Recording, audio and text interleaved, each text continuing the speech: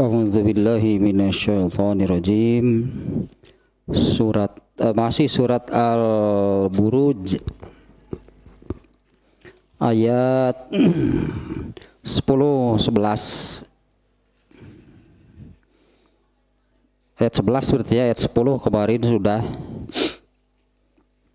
yaitu innallazina fatanul mu'minina wal mu'minat summa lam yatubu falahum azabu jahannam walahum azabul hariq.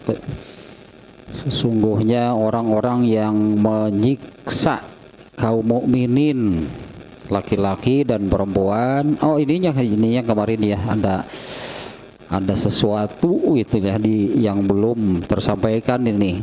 Kata-kata ini summa lam yatubu. Orang-orang yang menyiksa orang-orang yang beriman laki-laki dan perempuan kemudian mereka tidak bertobat. Falahum azabu jahannam, maka bagi mereka adalah azab neraka jahannam. Ya, neraka jahannam itu yang paling berat ya, siksa neraka yang paling berat. Karena seperti halnya surga ya, neraka pun bertingkat-tingkat. Kalau neraka tingkatannya ke bawahnya, semakin bawah semakin keras, semakin berat gitu ya azabnya. Dan neraka jahanam itu neraka yang paling bawah, jurang paling bawah. Walahum azabul hariq, dan bagi mereka azab yang membakar. Kalau ini sudah nih ya kemarin ya, disebutkan dua gitu azabnya ya, karena mereka ini menyiksa orang-orang yang beriman supaya murtad, supaya keluar itu dari agama yang benar. Maka bagi mereka neraka yang paling dalamnya, yang paling keras, paling berat azabnya yaitu neraka jahanam. Dan di ayat ini, kalau di ayat ini walahum azabul hariqnya, meskipun ini berlaku umum, tapi kalau di ayat ini, di surat ini, karena menyiksa orang-orang yang berimannya dengan cara dibakar ya, diperintahkan untuk lompat ke dalam api yang besar, nah, maka azab bagi mereka disesuaikan dengan dosanya ya, dengan kejahatannya, dengan kekejamannya. Nah, kata-kata ini kemarinnya yang belum tersampaikan di ayat ini, ada kata-kata summa lam yatubu. Kemudian mereka tidak bertobat. Dan memang yang dikisahkan di dalam surat Al-Buruj ini yaitu Ashabul Ukhdud, yang terkenal dengan sebutan itu Ashabul Ukhdud, penguasa zalim yang menyiksa rakyatnya. Tidak ada satupun dari mereka yang bertobat, gitu ya. Itu tidak ada satupun dari mereka nih yang bertobat nih, mereka yang menyiksa orang yang beriman, ya laki-laki perempuan itu tidak ada yang bertobat. Padahal ini menunjukkan secara umum ya, secara umum menunjukkan bahwa andai, katakan hanya andai saja mereka bertobat. Ya, andai mereka bertobat kepada Allah, mereka menyesalinya kekejaman yang telah mereka lakukan, pasti diampuni oleh Allah. Ini nih ya yang luar biasa gitu ya. Allah itu benar-benar Maha Rahman, Maha Rahim, ini yang seringnya berangkainya di banyak ayat ya, diakhiri dengan innallaha ghafurur rahim. Yang sesungguhnya Allah itu Maha Pengampun. Ini yang apa namanya ya? Ya kalau Allah Maha sih jadi luar biasa. Artinya siapapun jangan sekali-kali putus asa. Jangan sekali-kali merasa dirinya tidak akan diampuni untuk dosa sebesar apapun. Itu ya, ini pelajarannya dari sini ya. Padahal kan ya di sini di ayat di surat ini ya dosa mereka seperti apa? Bukan satu dua orang kan yang mereka bunuh dengan cara sadis, dengan cara kejam, puluhan ribu. Suma, nah kata-kata ini suma lam yatubu, ternyata ya tidak ada riwayat ya, yang menerangkan bahwa mereka itu kemudian bertobat, menyesali ya, perbuatan mereka. Nah, andai saja mereka bertobat, pasti oleh Allah diterima. Padahal kalau kita apa namanya ya, kalau mungkin kalau menurut manusia ini tidak ada ampunan. Kalau menurut manusia gitu ya, orang seperti ini pantas untuk dibinasakan. Itu pantas untuk dibinasakan gitu ya, karena kekejamannya yang melampaui batas. Itu bagi Allah tidak berlaku. Ya, bagi Allah itu dosa sebesar apapun, asal manusianya benar-benar gitu ya menyesal, bertobat, minta ampunan, pasti diampuni oleh Allah. Nah, ini pelajarannya ya, artinya bagi siapapun ya, jangan sekali-kali merasa dosanya tidak akan diampuni. Jangan sekali-kali merasa dosanya itu tidak akan diampuni kalau benar mau bertobat. Kalau benar menyesal, bertobat dan minta ampunan, pasti diampuni. Nah ini ya yang kemarin belum tersampaikan, kata-kata ini di ayatnya ada summa lam yatubu. Mereka memang tidak ada yang bertobat. Nah artinya kan Allah menyampaikan kata-kata tersebut, kalau mereka bertobat, mana ada dosa yang tidak diampuni. Ya, jika bertobat itu menyesal, pasti diampuni. Kalau kita melihat apa namanya ya, para sahabat pun kan sebelumnya banyak yang asalnya jahiliyah. Ya para sahabat kan ya asalnya jahiliyah, memang di sana kan semuanya penyembah berhala. Ini siapa, Salman Al-Farisi juga kan asalnya penyembah api. Ya, Salman Al-Farisi itu asalnya penyembah api, malahan dia ini yang ditugaskan oleh bapaknya ya, bapaknya Salman Al-Farisi itu pemimpin Majusi di Persia. Salman Al-Farisi itu Al-Farisi itu Persia, orang Farsnya Persia, kalau kita menyebutnya Persianya Farsun.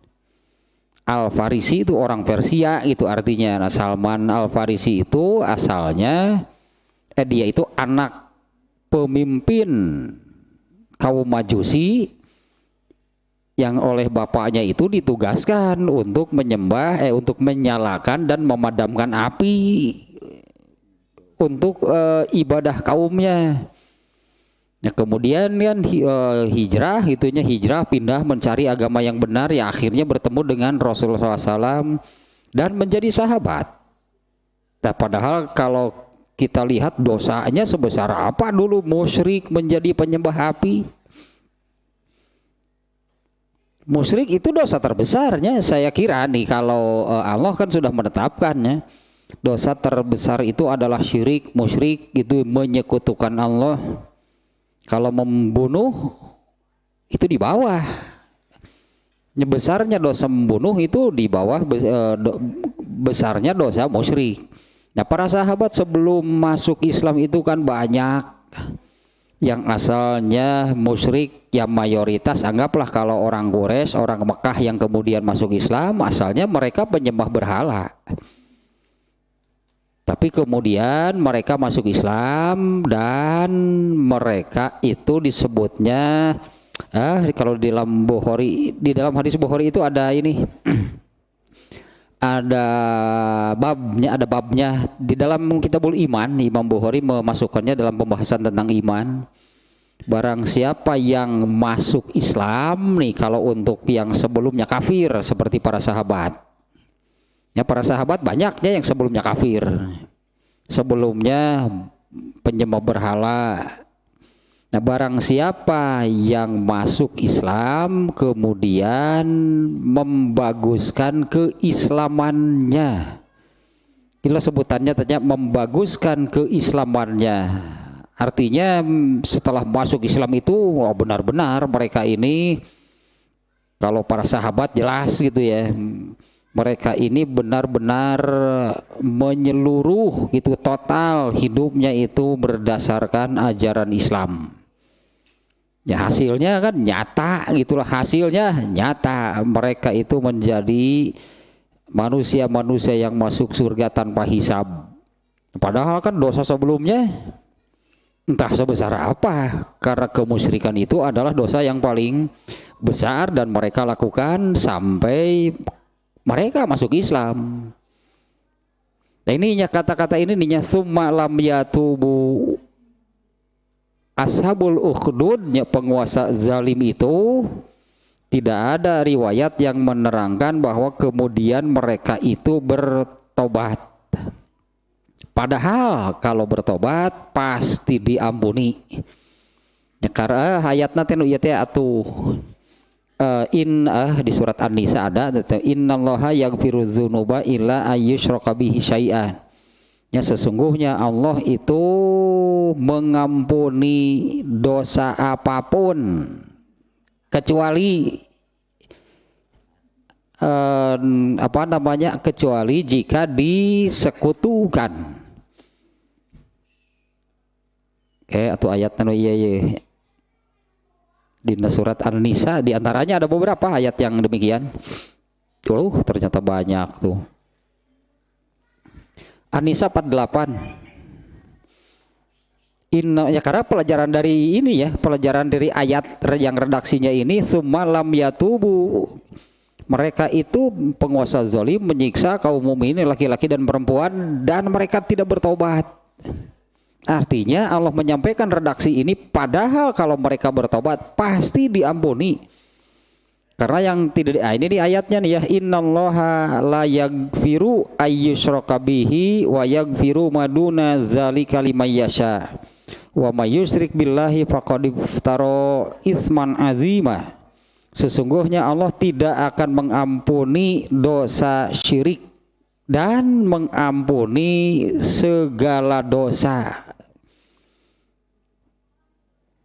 Yang dimaksud dengan Allah tidak akan mengampuni dosa musyrik kalau tidak tobat sampai mati pelakunya.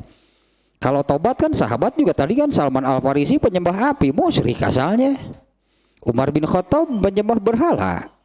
Tapi kemudian itunya bertobat gitu, menyesal, bertobat, minta ampunan, kemudian beragama Islamlah dengan man aslama fa ahsana islamahu, kalau nggak salah redaksi hadisnya ya. Nah ini ayatnya ya yang menyebutkan demikian, innallaha la yaghfiru ayyushraka bihi. Allah tidak akan mengampuni apabila disekutukan atau dosa musyrik. Yaitu ya kalau kita melihat kasus para sahabat tadi berarti dosa musyrik yang terbawa mati, dibawa mati, tidak tobat sampai mati. Adapun kalau musyrik ya, tapi kemudian bertobat, berubah pasti diampuni. Lah contohnya para sahabat jelas. Wa yaghfiru maduna zalika, apalagi kalau dosa selain syirik yang terbawa mati saja bisa jadi oleh Allah diampuni. Tapi bukan artinya meskipun tidak bertobat kan ada harapan diampuni. Ya kalau karena tetap ya di ayat ini nih yang fayaghfiru liman yasha wa yu'adzibu may yasha-nya ini kan di Al-Baqarah nih 284. Allah mengampuni siapa yang ia kehendaki, Allah menyiksa siapa yang ia kehendaki. Ternyata bukan dipilih secara acak. Manusianya tinggal tunggu nasib. Biasa SKB itu apa? Syarat dan ketentuan berlaku atau siapa yang pantas diampuni pasti diampuni. Ya, siapa yang tidak pantas diampuni tidak akan diampuni. Semuanya tergantung kepada manusianya sendiri, ya, semuanya tergantung kepada manusianya sendiri. Tapi pada dasarnya ayat ini menyebutkan kalau kemusyrikan, dosa musyrik terbawa mati itu tidak akan ada ampunan. Kalau ini ada kemungkinan selain kemusyrikan wa yaghfiru maduna zalika liman yasha. Dan Allah akan mengampuni selain itu, selain musyrik, bagi yang ia kehendaki. Kata-kata ini yang menunjukkan ya Allah menghendaki, Allah mau, artinya Allah mau mengampuni itu manusia yang seperti apa? Tentu yang memenuhi syarat yang pantas untuk mendapatkan ampunannya. Jadi bukan dipilih oleh Allah manusianya ya gitulah halus milik jeung goreng milik jadi nanti si eta sakit dosanya lebih gede diampuni halus milik karena bukan musyriknya, karena bukan musyrik dosanya. Lalu ada yang sebetulnya dosanya lebih sedikit tapi kan tidak diampuni. Nah bukan seperti itu ya, yang memenuhi syarat. Dan banyak lagi ya, An-Nisa 116 juga bunyinya sama, innallaha la yaghfiru ayyushraka bihi wa yaghfiru ma duna zalika minan yasha. Persis sama ternyata ini sampai di sana ya. Nah, ada beberapa ayat lagi nya yang apa namanya kurang lebih sama nih bunyinya. Itu jadi hadisnya baru tadinya intinya ya ini hadis riwayat Al-Bukhari ini yang ini menunjukkan nih karena perubahan para sahabat yang asalnya musyrik kemudian masuk Islam, hasilnya masuk surga tanpa hisab, kan itu kan harus jadi contoh sebetulnya. Harus jadi contoh. Kalau misalnya Umar bin Khattab ya andainya kita ini merasa karena kan pelajaran dari ayat yang tadi summa lam yatubu, mereka itu salahnya tidak bertobat gitu ya. Padahal kalau mereka bertobat pasti diampuni. Padahal dosanya kan sudah sedemikian besar, membunuh puluhan ribu orang, diperintahkan lompat ke dalam api. Tapi kalau bertobat pasti diampuni. Nah sebentar nih hadisnya nih ya, yang ini para sahabat berarti seperti ini dulu nih ya. Masuk Islam kemudian membaguskan keislamannya. Nah itu syaratnya. Bahkan di hadisnya itu maka Allah akan melipat gandakan amalnya itu 10 kali lipat. Itu yang dulu dialami, dijalani dan didapatkan oleh para sahabat. Sebelumnya kafir, musyrik, ya, tapi kemudian berubah gitu. Wa ahsana islamahu. Judulnya teh asana mah bab eta teh ieu kalau Islam bukan yang sesungguhnya berarti islaman eta teh judulnya teh Imam Bukhari teh kalau beragama Islam tapi bukan Islam yang sesungguhnya gitu ya. Eta mah islaman gitu mah tuh. Mun mobil teh mah mobilan atulin mobil asli segede kumaha ge. Tetap saja statusnya kan bukan mobil beneran. Statusnya bukan mobil beneran ya, mobilan eta mah. Mana nih ya? Ini nih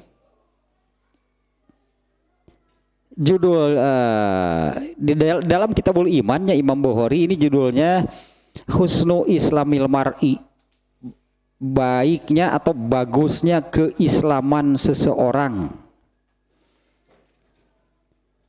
Iza ahsana hadukum islamahu, apabila seseorang itu tanya baik benar baik di dalam beragama Islamnya, fakullu hasanatin ya'maluha, maka setiap kebaikan, setiap amal soleh yang diamalkannya tuktabu bi asyri amsaliha, itu akan ditulis gitunya, ditetapkan oleh Allah dengan 10 kali lipat ila sab'i mi'ati dhifin, hingga 700 kali lipat. Jadi kan sebetulnya tidak semua yang beramal soleh itu dilipat gandakan 10 kali lipat sampai 700 kali lipat. Nah yang seperti itu iza ahsana ahadukum islamahu, ini kan jumlahnya jumlah syartiyah disebut nanti syarat dan jawabnya. Jika, maka kalau jikanya tidak terpenuhi, nah makanya juga nggak ada. Jika kamu datang, saya pasti akan menyuguhi. Kalau datangnya enggak, akan makanya juga berarti gak ada kan. Nah ternyata mah gitu kan hukumnya disebut kalimat syarat dan jawabnya. Iza ahsana ahadukum islamahu, jika seseorang ahsana islamahu teh kalau terjemah harfiah nama membaguskan keislamannya.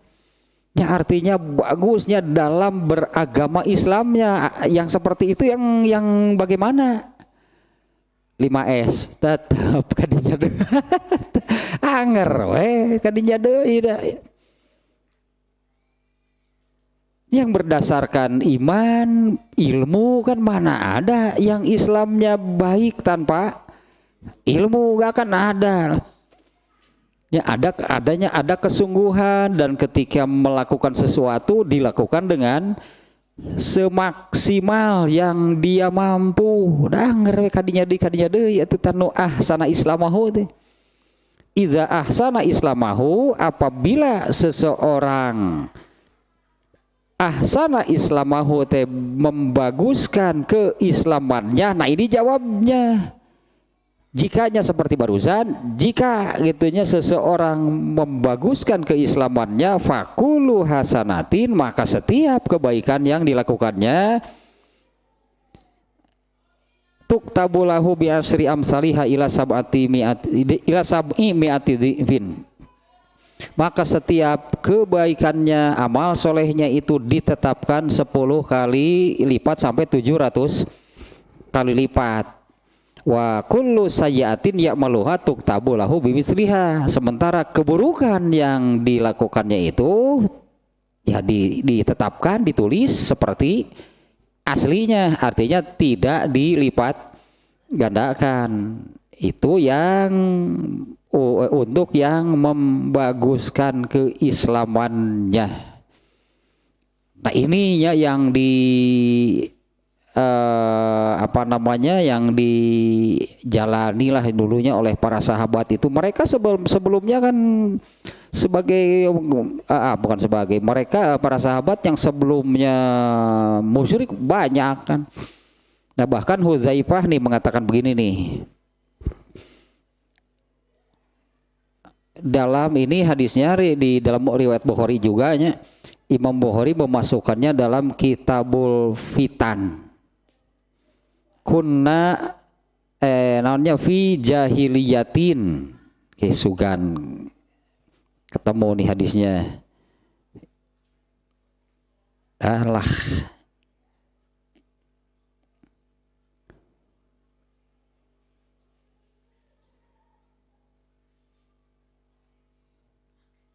Dulu kami ini hidup di jahiliyah, naon artinya hidup jahiliyah? Iya hadisna ya.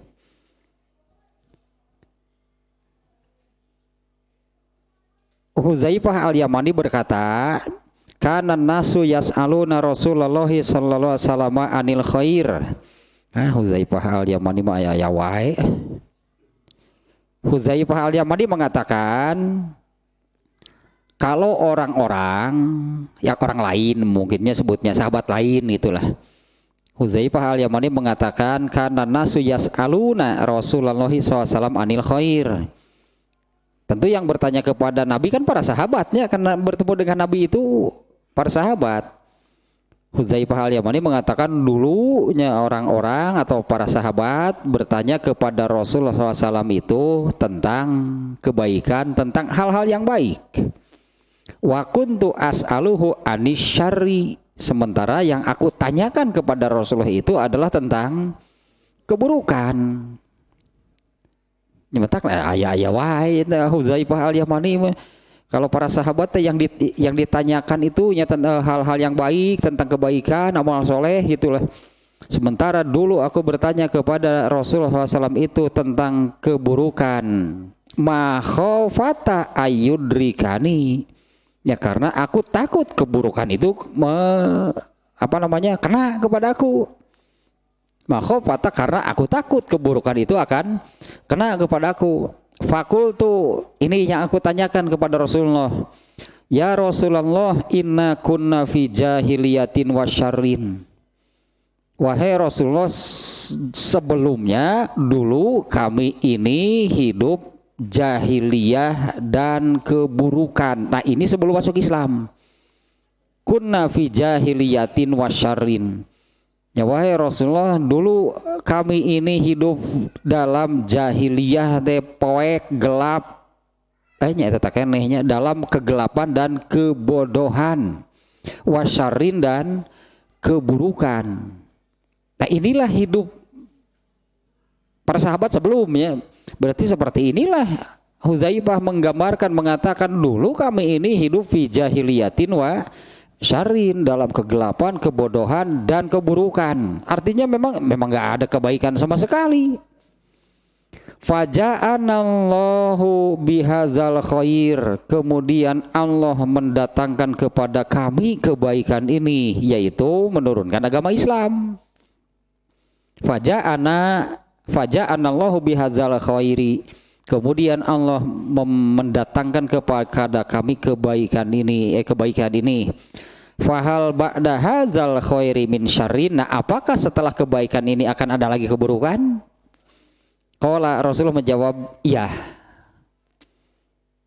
Fakultu wahal ba'da zalika syarri min khair, apakah setelah keburukan itu akan datang lagi kebaikan? Qala na'am wa fihi dakhonun. Ada lagi, jadi asalnya jahiliyah buruk, kemudian Allah menurunkan Islam, oleh para sahabat dirasakan, kemudian Allah menurunkan kebaikan ini. Nah, setelah ini akan ada lagi keburukan, iya. Setelah Islam ini turun, apa masih akan ada keburukan? Iya, balik lagi buruk lagi gitu ya. Nah, setelah keburukan itu akan ada lagi kebaikan, iya. Akan tetapi pada kebaikan yang terakhir disebut ini, wa fihi dakhonun, akan tetapi ada kabut. Itu bahasa Rasulullahnya, akan tetapi kebaikannya ini tertutup oleh kabut. Qultu, kemudian aku bertanya, wa madakhunuhu, apa keburukannya, apa kabutnya, apa yang menyamarkannya? Qala, Rasulullah menjawab, qaumun yahduna bi ghairi hadyi. Iya pisannya, ternyatanya qaumun yahduna bi ghairi hadyi, yaitu satu kaum yang mengikuti petunjuk bukan petunjuk dariku. Padahal ini dalam situasi buruk baik.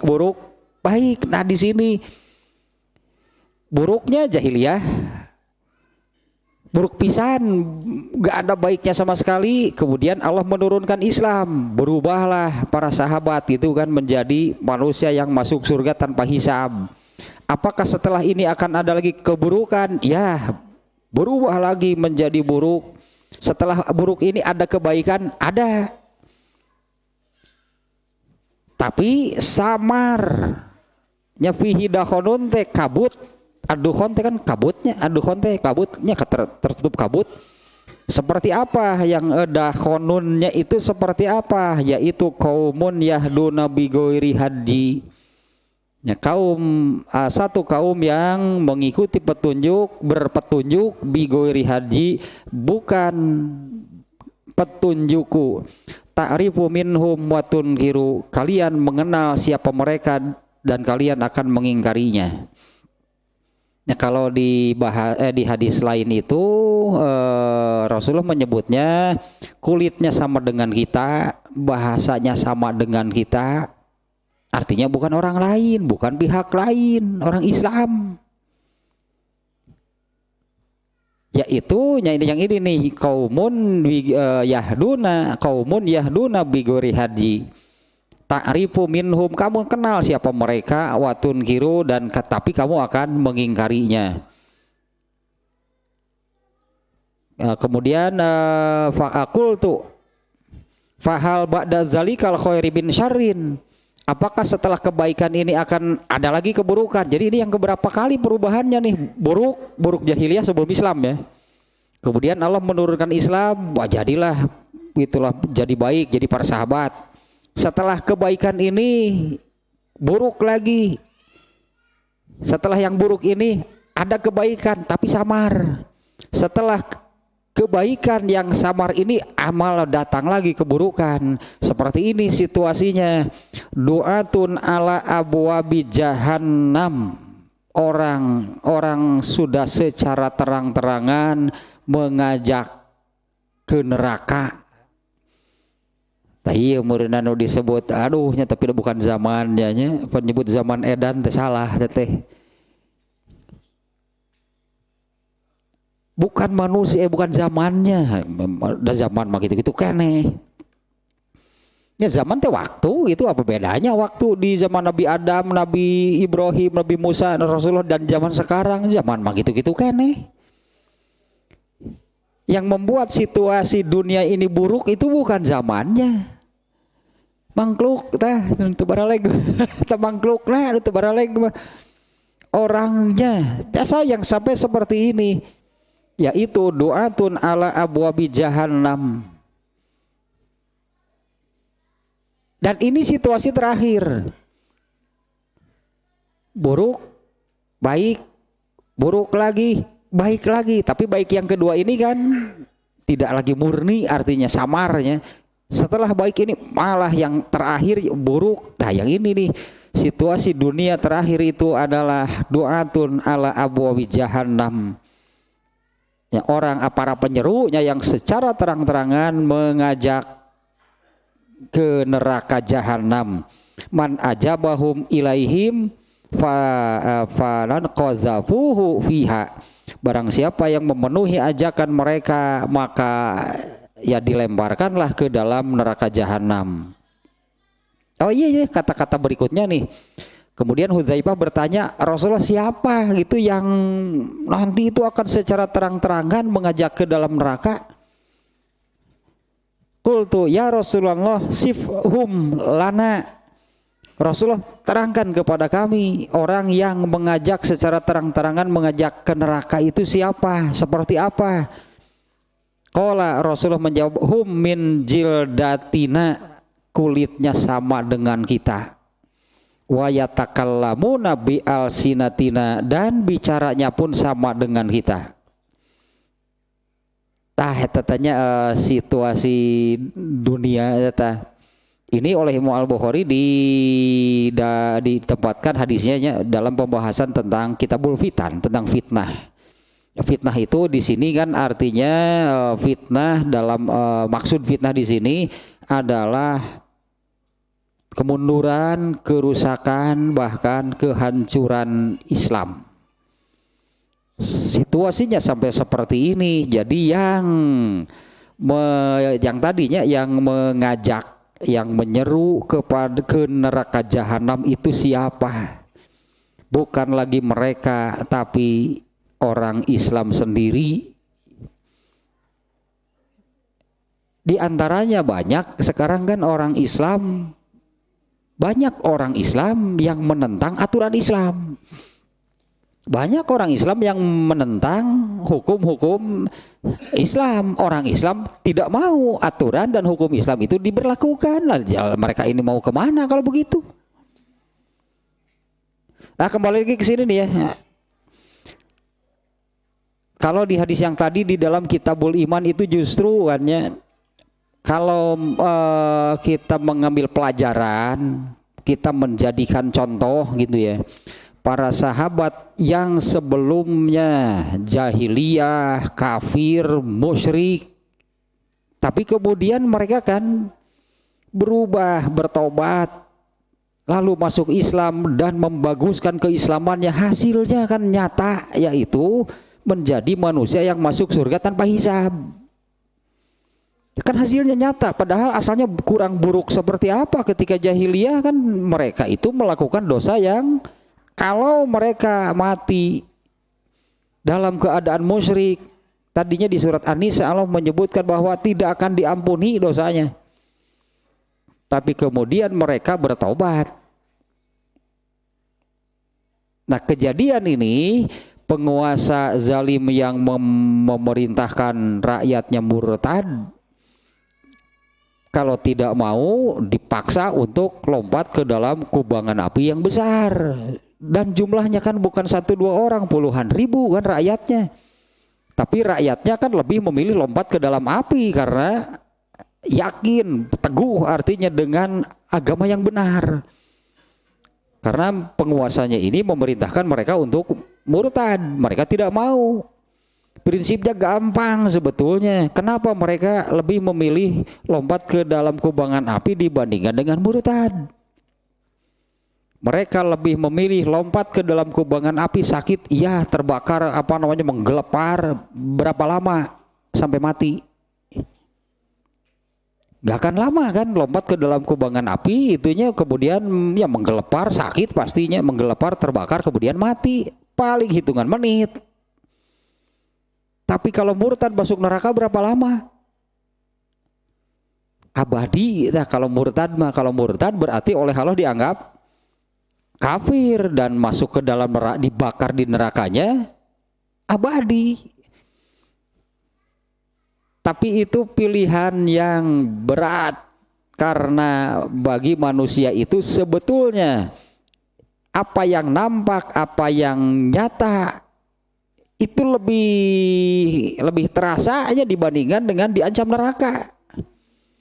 Sebetulnya akan lebih beratnya untuk lompat ke dalam api dibandingkan dengan diancam neraka, karena neraka itu bagi manusia kan masih gaib,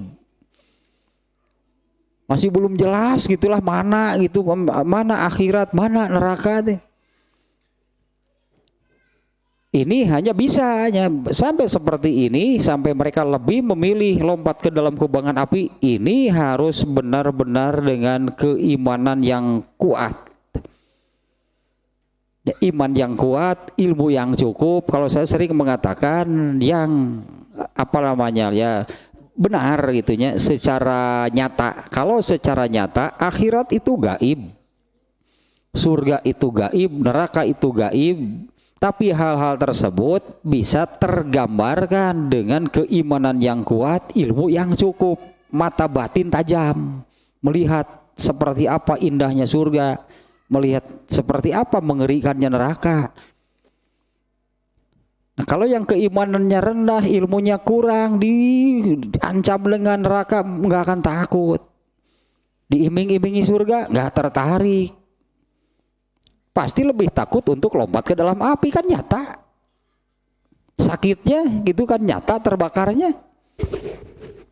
Itu tetapnya kunci nama iman, ilmu, dasar nama eta, dasar beragama sama iman dan ilmu. Nah, mereka yang dizalimi, diperintah lompat ke dalam api itu, ini dijadikan contoh gitu soal keteguhan, ketabahan, kesabaran dalam beragama. Itu yang Allah tuntut, ya, itu yang Allah inginkan. Karena hakikatnya yang mengadakan ujiannya juga Allah, dengan ujian yang beragam. Apalagi nu eta kamari teh siapa sahabat itu namanya Khobab. Ya, Khobab bin Al-Arad namanya kemarin kan ya. Ini diantara para sahabat ternyata dia yang mengalami siksaan paling berat. Ya, dililit dengan rantai yang menyala, yang berem itu tah. Ya, rantai yang dibakar sampai memerah lalu dililitkan di badannya. Lalu dia meminta kepada Rasulullah, kenapa tidak berdoa minta pertolongan kepada Allah? Oleh Rasulullah kan dimarahi. Siapa kakak sakit tuh? Kakak sakit tuh apalagi untuk kita sekarang, emang kita mengalami penderitaan sehebat apa sampai kemudian muncul buruk sangka kepada Allah? Pirage kaliwat dahar sakali, pirage teu dahar sapoe, boni sebutlah pirage teu nyangu gitu, bika teu dahar sapoe, pirage buruk sangka kepada Allahnya sampai Gusti beli kieu teuing. Mun kieu-kieu teuing kakara ge sakitu. Apalagi kalau seperti di sininya disuruh diperintah untuk lompat ke dalam kubangan api, apalagi kalau ujiannya sampai seperti itu sehingga mending murtad jirota. Dan banyaknya di kita lah, di sekitar kita banyak kan tetap ini pasti karena kurang iman, kurang ilmu. Banyak di daerah-daerah nggak jauh lah dari kitanya yang terkena oleh ini kristenisasi, karena mereka ini menyisir gitu yang orang-orang miskin, lalu diiming-imingi dengan sembako pindah agamana. Nah eta memenuhi doraka teh gede-gede teuing atuh. Jadi iming-imingi dengan sembako banyak dia terjadi nih ya di Bandung Selatan tuh. Banyak doa gereja di gunung, emang ayah gitu mulukna, ayah ternyata siapa nyeta orang dinya, itu yang itunya lemah ekonominya, lemah imannya. Pada itu ditanya heula ku si saya, kamu lemah iman, iya. Kamu pengangguran, iya. Terakhir kamu lemah iman, iya. Bisi hang sembako, hayu atuh puguh genah meureunna. Hanya dengan seperti itu saja mereka pindah agama jauh teuing atuh jeung nu iaya di dieu mah. Khobab itu sampai mendapatkan gelar soal ketabahan, keteguhan itu dalam beragama Islam. Iya maka karena kayak gitu tidak harus sapoe ge ieu mah yeuh.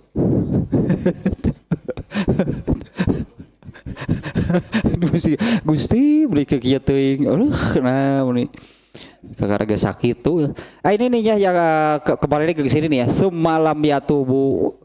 Ini mengisyaratkan ya bahwa pelajarannya artinya ya bagi siapapun jangan sekali-kali putus asa dari ampunan Allah. Kalau merasa bahwa dosa saya ini entah sebesar apalah gitunya. Padahal kan di dalam pembahasan tobatnya baru-baru ini, kalau seluruh manusia, bukan 1-2 orang, seluruh manusia, kalau seluruh manusia itu berbuat dosa sebesar dosa yang mampu dibuat oleh manusia, silahkan sebesar apa ya. Kalau seluruh manusianya masingnya seluruh semuanya, kalau semua manusia itu berdosa sebesar-besarnya dosa yang bisa mereka lakukan, ampunan dari Allah jauh lebih besar. Artinya tidak akan ada yang kalau minta ampunan lalu Allah mengatakan seritu saya beak ampunan teh moal aya nu gitu. Ya Allah tidak akan pernah mengatakan demikian, maaf ampunan sudah habis, nggak akan ada. Ampunan dari Allah jauh lebih besarnya meskipun seluruh manusia itu berbuat dosa sebesar-besar dosa yang bisa mereka lakukan, silakan sebesar apa. Ya, ampunan dari Allah itu jauh lebih besar. Itulah pelajaran namanya innalazina fatanul mu'minina wal mu'minat summa lam yatubu. Kata-kata eta ternyata mereka itu tidak ada satupun yang bertobat. Nah ini isyarat, andai mereka bertobat pasti oleh Allah diampuni. Karena mereka tidak bertobat, maka bagi mereka itu neraka jahanam dan siksaan yang membakar. Nah menurut kenyataannya mereka itu tidak ada yang bertobat hingga yul'anu wahum qad matu alal kufri. Mereka itu menjadi kaum yang dilaknat oleh Allah karena mereka itu mati dalam kekufuran. Tanya kemarinnya saya ingat nih ada pembahasan yang sebelumnya, ini kata-kata ini yang belum tersampaikan karena ini sangat penting ya.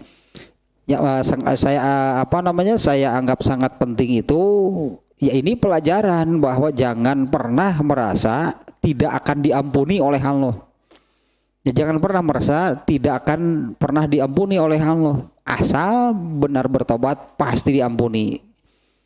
Dengan dosa yang menurut kita ini, saya ini geus lah dosa orang masih gara geus loba teuing gede teuing minta ampunan ge sieuna moal diampuni, enggak akan ada. Jangankan untuk 1-2 orang. Ya, yang merasa demikian gitunya, jangankan untuk 1-2 orang, seluruh manusia berbuat dosa sebesar apa mereka mampu berbuat dosa. Lalu semuanya bertobat, pasti diampuni semuanya, karena ampunan dari Allah itu lebih banyak, lebih besar dari dosa yang bisa dibuat oleh manusia. Jadi kan tidak akan adanya orang yang minta ampunan lalu Allah mengatakan maaf sudah habis, itu nggak akan ada, pasti masih ada, ya, pasti diampuni. Nah kemudian yang berikutnya nih ya ayatnya. Kemudian Allah mendorong, karena ini kan pelajaran ayat ini sejarah, ayat ini kan sejarah, ya dulu pernah terjadi demikian, benar gitu ya. Ada penguasa zalim yang memerintahkan rakyatnya untuk murtad. Kalau tidak mau diperintah untuk lompat ke dalam kubangan api. Ternyata kan rakyatnya lebih memilih lompat ke dalam api. Itu pelajaran, bukan hanya sejarah, bukan hanya dongeng, apalagi asatirul awalin. Aduh, asatirul awalin teh dongeng jadul, jeung urang lah dongeng zaman naon atuh eta mah lah. Kata-kata itu asatirul awalin itu dilontarkan oleh orang-orang kafir ketika atau setiap kali mereka mendengar Rasulullah menyampaikan ayat-ayat yang menerangkan kaum-kaum terdahulu. Orang-orang kafir hanya mengatakan nyaw baheula yang kitu eta baheula. Artinya sejarah hanya dianggap sebagai sejarah sesuatu yang pernah terjadi. Titik gitu ya, hanya dianggapnya eta baheula gitu.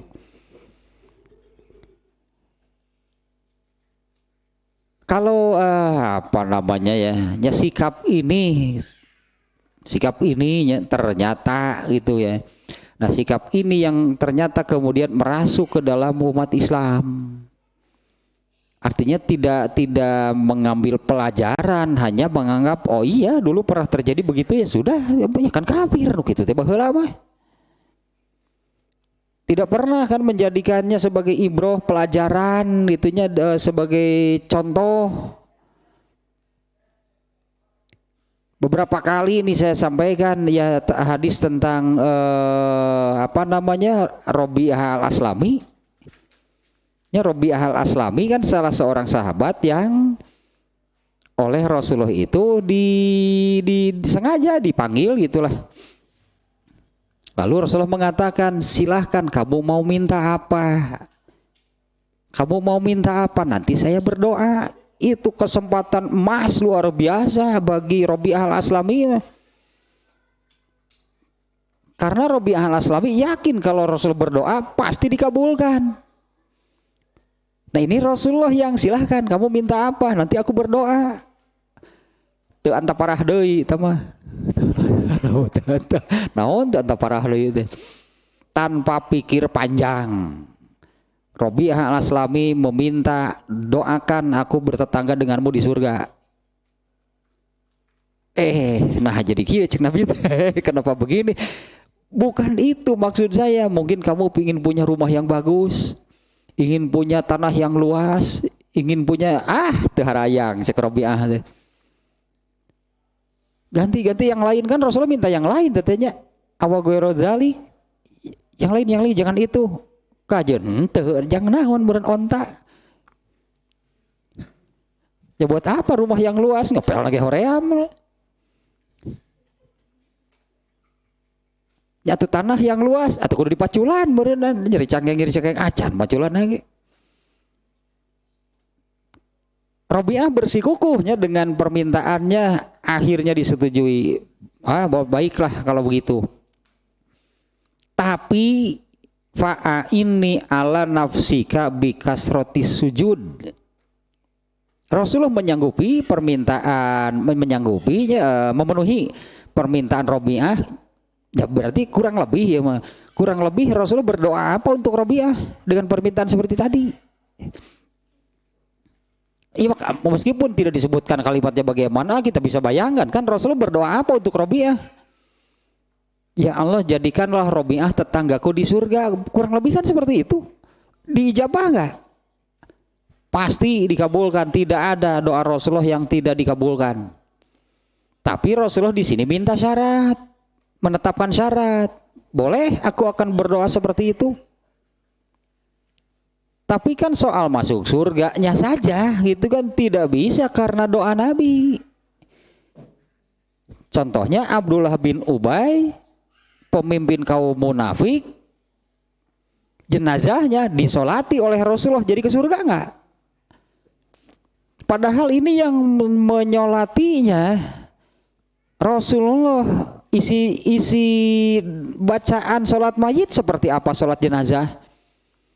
Rasulullah yang berdoanya jenazahnya jenazah Abdullah bin Ubay. Anger dah doa sholat mayit mah gitu.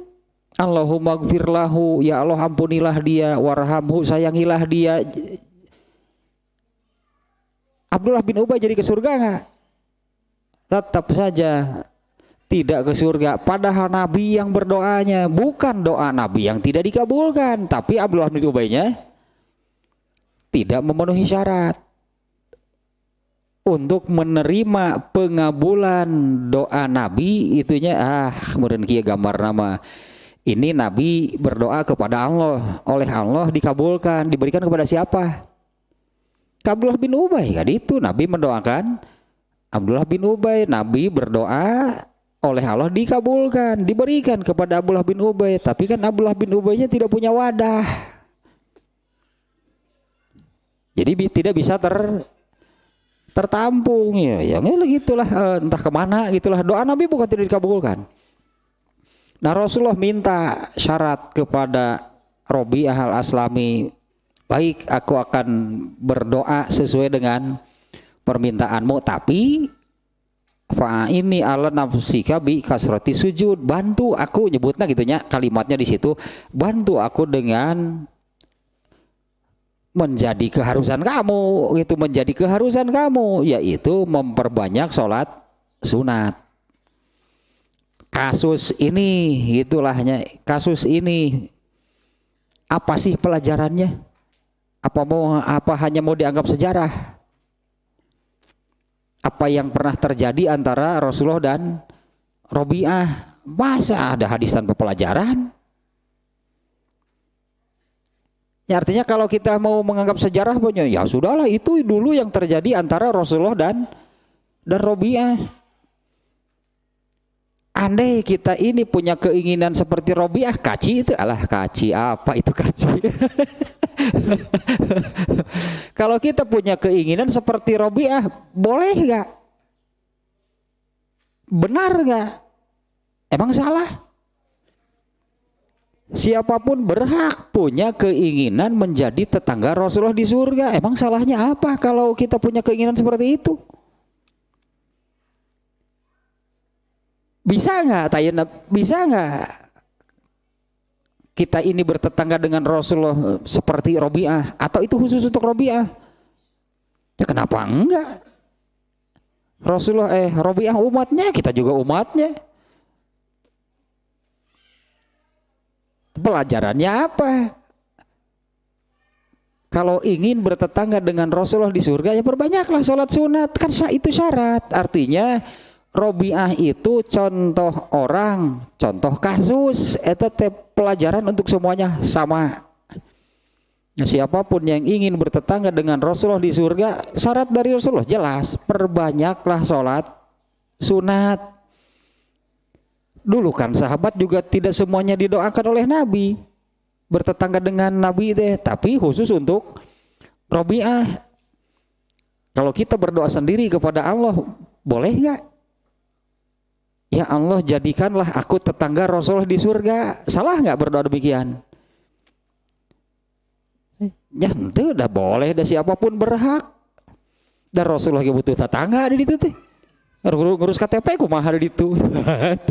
Rasulullah pun butuh itu, iya tanya perlu ke tetangga nya mau bengkas coba. mun rek ngomean motor. Rasulullah keda butuh batur atuh di ditu teh.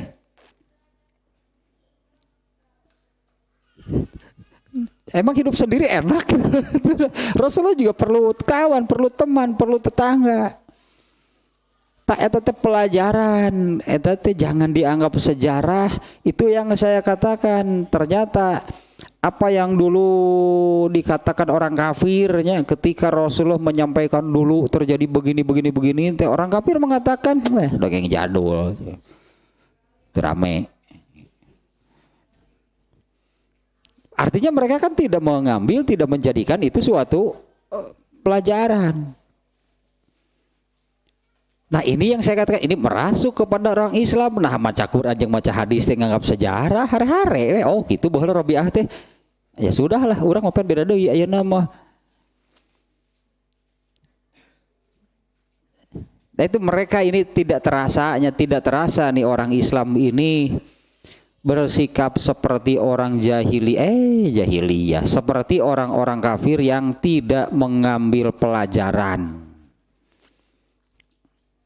Jadi hadis zaman baheula, hadis ini munculnya kapan? Kejadian yang diceritakan Rasulullah begini, kejadian yang menceritakan dalam hadis itu sahabat begini. Orang Islamnya tidak mengambil pelajaran, hanya menganggapnya gitulah sejarah, hanya menganggap sejarah berarti kan sebutannya hanya menganggap sejarah, artinya ya sudahlah itu yang terjadi dulu 15 abad yang lalu. Padahal hadis tersebut kan pelajarannya seperti barusan. Apa surga Firdaus hanya untuk Nabi juga enggak kan? Artinya siapapun boleh gitunya mencapai surga tertinggi yaitu surga Firdaus. Kalau Rasulullah SAW, Nabi pasti di sana, pasti surga tertinggi. Tapi surga tersebut itunya tidak khusus untuk Nabi. Yang baru tadi Nabi butuh tetangga atau di situ teh. Ternyata Nabi menetapkan syarat demikian, perbanyaklah salat sunat. Hoream karena salat sunat, tong hayang datang aja Nabi di situ jadi barista, we di situ. Jadi barista di apa tuh barista di belah mana? Mun ka surga eta ge. Masa iya. Iya tah pemimpinna barista di surga teh. Eta di surga nu panghandapna teh.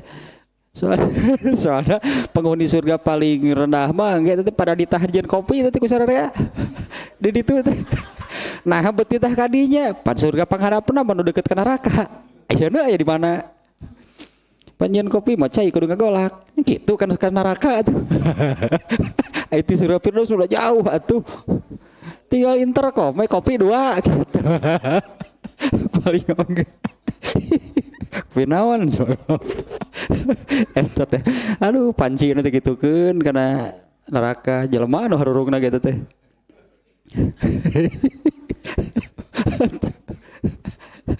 Aduh tebak tidak bisa menikmati surga dah. Teu kaur intercom teh. Di surga nu tingkat kasabaraha teh. Ipok amil cenah. Ayo watir penghuni surga terendah lah.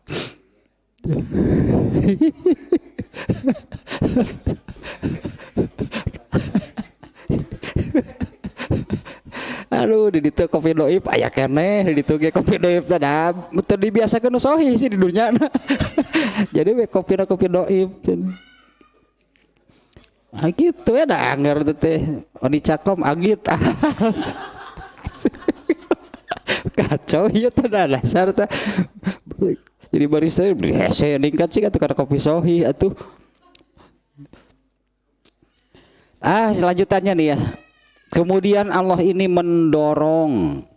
Ya mendorong siapa? Semuanya gitu. Allah mendorong semuanya, bukan hanya sahabat nih ya. Artinya bukan hanya mendorong para sahabat yang mereka kan mengalami kan turunnya ayat ini. Karena ayat Al-Quran ini kan berlaku untuk seluruhnya. Nah kemudian Allah mendorong dan memberi pengajaran gitu ya. yaitu Allah menerangkan apa yang Allah janjikan kepada orang-orang yang beriman. Kan ini bukan hanya bagi para sahabat kan janji ini. Ya, janji Allah kepada orang yang beriman itu bukan hanya untuk para sahabat, yaitu balasan yang tak terhingga. Ya, balasan yang tidak terhingga, tidak ternilai. Bahkan kemarin kayaknya kalau dalam kitab Burikok itu kan bahwa sebetulnya amal Rasulullah SAW pun ya, amal seorang nabi pun sebetulnya itu tidak akan cukup kalau untuk benar-benar barter gitunya, amal nabi dibarter dengan surga, nggak bisa, karena surga itu terlalu mahal, terlalu tinggi, terlalu bernilai, dengan amal nabi pun tidak akan terbeli. Nah, sehingga kan hadisnya menerangkan bahwa bukanlah yang memasukkan seseorang ke dalam surga itu amalnya, yang memasukkan seseorang ke surga itu adalah rahmat Allah.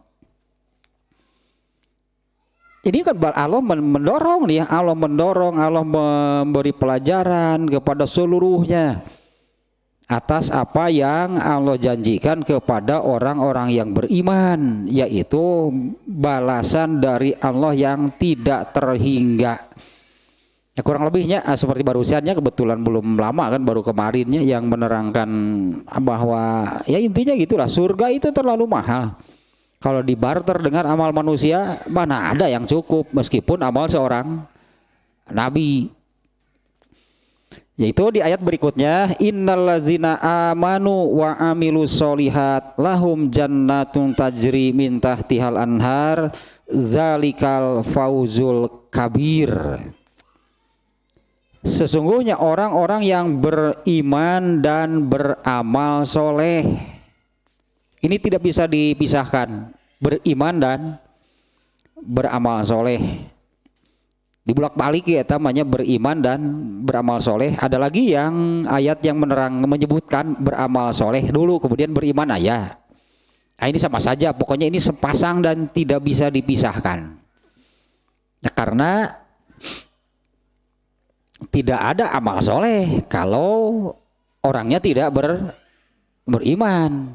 Nah, tidak ada amal soleh, apapun yang dilakukannya artinya tidak akan ada yang masuk ke dalam kategori amal soleh kalau tidak beriman.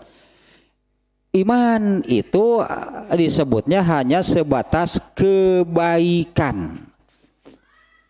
Kalau kebaikan, orang kafir juga banyak yang melakukan. Dan benar bahwa untuk orang kafir itu tidak ada satupun yang sampai kepada kategori amal soleh. Kalau amal soleh itu adalah amal yang diberi pahala oleh Allah, kan orang kafir gak ada. Tapi kalau orang kafir melakukan kebaikan, banyak orang kafir melakukan kebaikan. Tapi kan tidak sampai amal soleh, artinya tidak ada yang diberi pahala oleh Allah. Tidak ada amal soleh kalau tidak beriman. Tapi kan sebaliknya ka urang ieu rada berat teh. Anu bieu mah kafir gitu genahnya. Tidak akan ada amal soleh kalau tidak beriman. Artinya apapun yang mereka lakukan karena tidak beriman, ada nggak yang jadi amal soleh? Nggak ada. Anu orang balikeun. Gue banget eta mah. Kalau orang beriman pasti beramal soleh. Ta eta nu henteu teh urang teh. Berimannya iya, hati beramal soleh henteu. Hari orang kafir mah iman henteu tapi berbuat kebaikan, bukan beramal soleh. Mereka tidak beriman tapi kan suka kan orang kafir melakukan kebaikan. Yang salah, yang rugi itu orang Islam, beriman iya tapi tidak beramal soleh. Kalaupun melakukan kebaikan hanya jadi kebaikan seperti orang kafir, gugur berarti tidak diberi pahala oleh Allah. Padahal orang yang beriman, tapi ketika melakukan kebaikan itu tidak sampai kepada amal soleh, hanya jadi kebaikan lah seperti orang kafir. Apalagi kan kalau orang yang beriman mah bukan hanya secara umum disebut amal soleh, orang yang beriman itu dituntut amal solehnya sampai kepada tahap yang paling tinggi, yaitu albirru. Orang Islam dituntut gitu tah beramal soleh nage, bukan hanya sekedar beramal soleh. Karena kan tadi kan hadis tadi menyebutkan tadinya bahwa amalnya itu akan dilipat gandakan mulai dari 10 sampai 700 kali lipat. Tanu 700 albiru mah. Padahal kita berpikir begininya, ada keinginan nggak? Ya mah gitulah sebutnya tidinya heula musugan mimitina. Ada keinginan nggak setiap kita beramal soleh itu pahalanya 700 kali lipat? Ya di rentang itu pokoknya ya Allah memberi balasannya itu antara 10 sampai 700 kali lipat. Itu pun kan tadi syaratnya ahsana islamahu, membaguskan keislamannya. Kalau masih di Kitabul Iman ya, di Bukhari itu yang tadi judulnya, kalau seseorang itu tidak mengamalkan Islam yang sebenarnya, berarti Islamnya itu laman. Berarti Islam nate laman eta mah. Eta aya pembahasanana Imam Bukhari menyebutnya tuh Islaman gitu mah kalau bukan Islam yang sesungguhnya aja versi iya we sih mobil dan mau mobilan rek sagede kumaha ge da tetep statusnya bodoh-bodohan kalah kumaha ge. Mending mobil nu asli nu leutik oge. Begitu. Dah bohongan atuh gitu tah di dalam beragama Islamnya itu tidak membaguskan keislamannya. Ya sebetulnya kan dari situnya katakanlah kita mulai ada keinginan nggak gitu dalam diri kita, karena Allah sudah menyatakan demikian kan.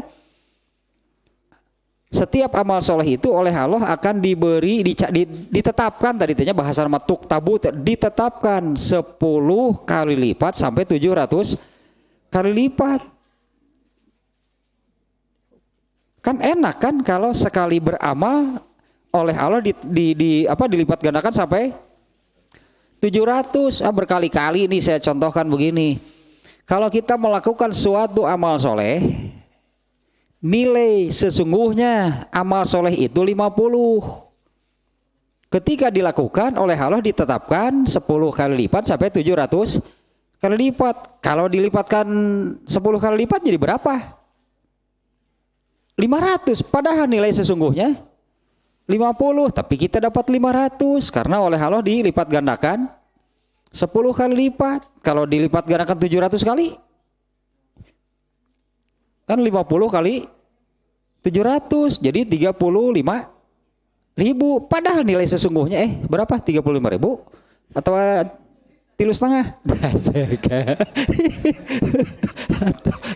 atau no cenggo ya teh. Lamun 25 teh mah 35.000 nya. Sekali mengamalkan yang nilai sesungguhnya 50 tapi oleh Allah dinilai di kita ini mendapat 35.000 sekali ngamalkan padahal dengan 50. Kalau yang dilipat gandakannya 10 kali lipatnya dapat 500. Padahal bisa gitunya oleh sampai bisa sebetulnya sampai kepada kalau mengamalkan itu oleh Allah dilipat gandakan sampai 700 kali. Genah kan ngamalkan 10 kali semarang sabaraha tah. Kalau mengamalkan 10 kali yang seperti itu kan berarti 35.000 kali 10 berarti 350.000. Padahal nilai sesungguhnya hanya 5 kali 5 hanya 250. Kalau dosa tadi seperti itu, apabila seseorang berbuat dosa maka tidak ada yang dilipat gandakan. Melakukan dosa yang nilainya 50 berarti ditulis di catatan amalnya itu 50. Sementara amal yang sama 50-nya sekali mengamalkan ditulis dicatatnya 35.000. Jadi lamun 10 kali berbuat dosa berapa? Kali 50 nu ieu 500 Sementara sekali beramal soleh punya 700, kalem ya tuh.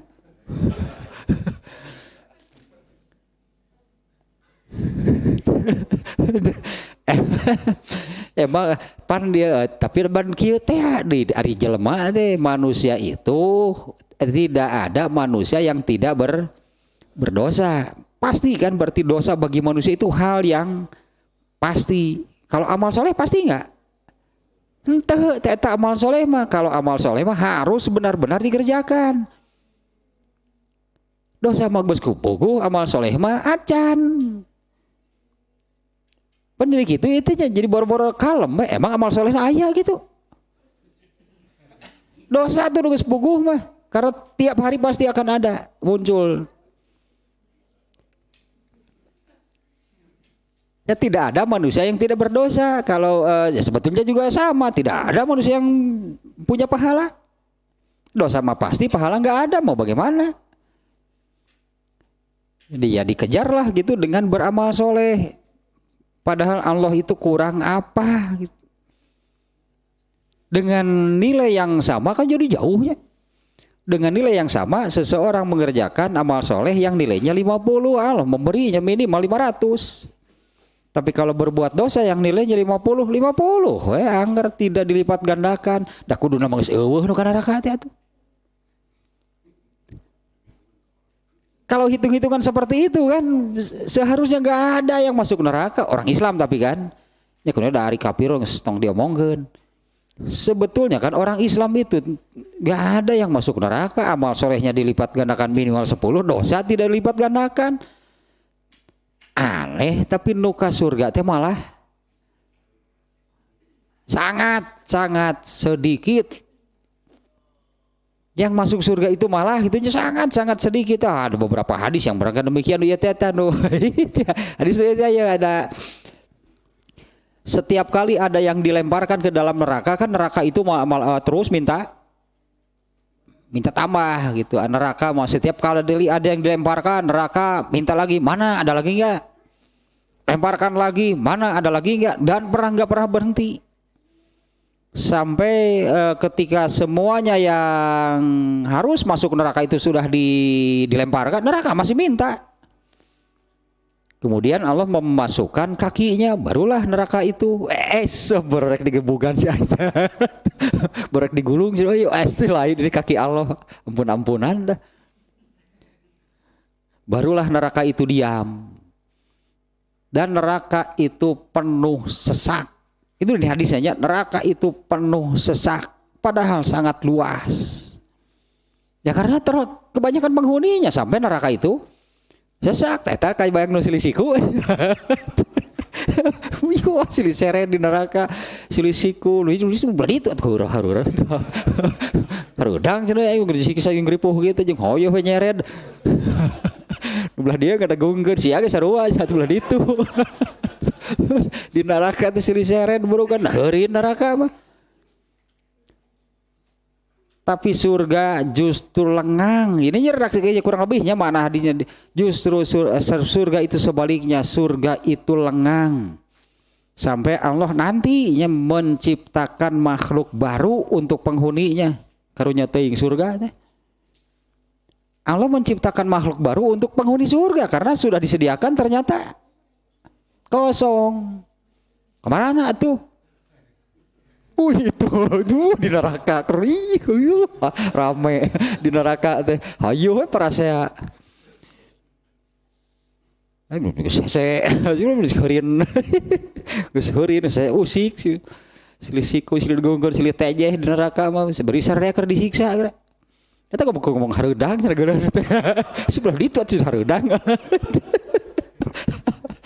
Sini keur disiksa. Nah itu yang menerangkan diantaranya yang menerangkan betapa jauh itu perbandingan manusia yang masuk surga dengan yang masuk neraka. Mengapa sampai terjadi seperti itu? Padahal Allah sudah kurang apa gitulahnya, Maha Rahman Maha Rahimnya Allah gitu, amal soleh dilipat gandakan 10 kali lipat. Anggar gara-gara dosa hirup teh. Anggar gitu ya, berarti kan masih tetap lebih banyak dosanya sampai neraka neraka penuh sesak, sementara surga kekurangan penghuni, ya surganya kekurangan penghuni banyak ternyata. Intinya tetap saja memang nu ieu teh bal tu sirunal hayatad dunya wal akhiratu khairun wa amgo, karena manusianya lebih memilih kehidupan dunia. Gak akan ada sebab lain. Kalau orang kurang keakhiratan pasti banyaknya pasti gitu. Malah ya deh moal. Garis besarnya nya Quran gitunya bicaranya, kalau seseorang itu kurang gitu perhatian ke urusan akhiratnya pasti banyaknya ke urusan keduniaan.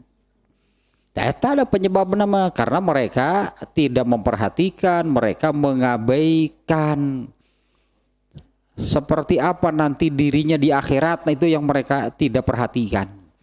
Yang lebih memperhatikan, lebih mementingkan kehidupan dan urusan dunia. Teruslah jam 2 hiji ya. 2 hiji ya.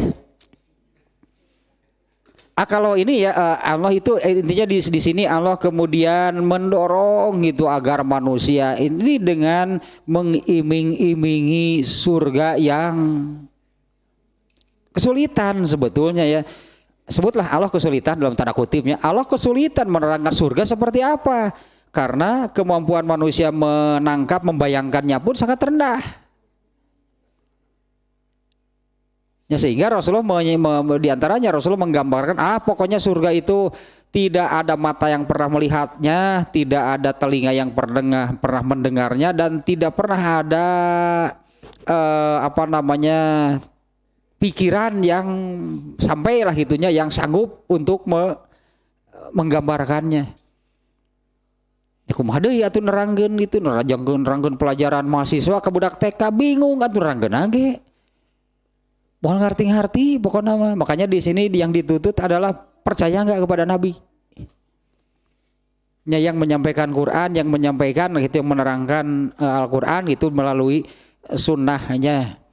Kalau kita dituntut untuk bisa menggambarkan akhirat, surga, neraka, nggak akan bisa. Ya gambarkanlah gitunya semampu yang kita bisa. Nah, tapi tadi kan untuk bisa memiliki mata yang tajam, gitunya telinga batin yang tajam itu harus dengan iman dan ilmu.